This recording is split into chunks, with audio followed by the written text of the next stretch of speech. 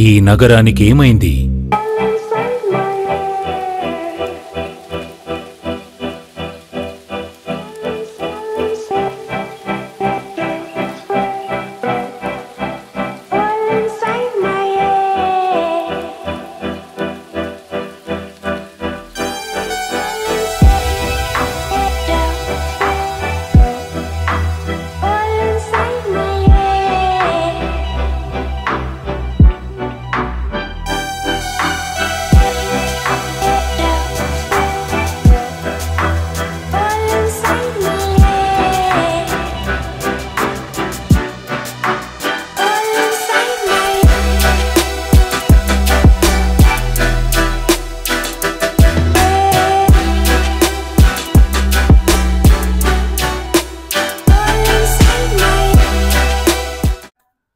Hi అండి. Welcome back to our channel.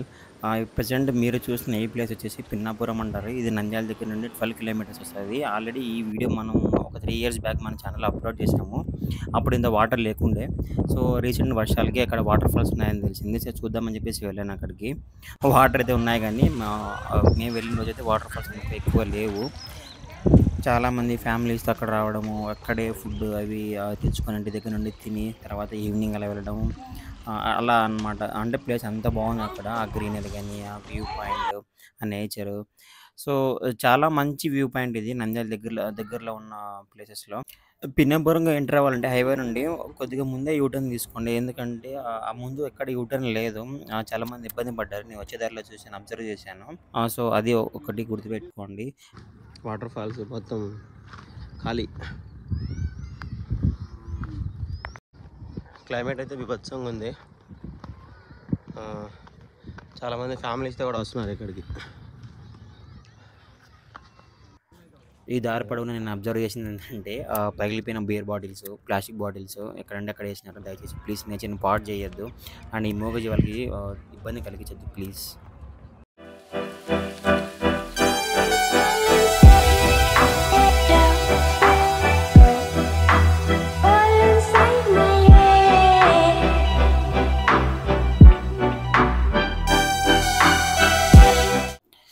ఇక్కడ ఏంటి ఇంత పెద్ద ఆనకట్ట ఉందని చూస్తున్నారా?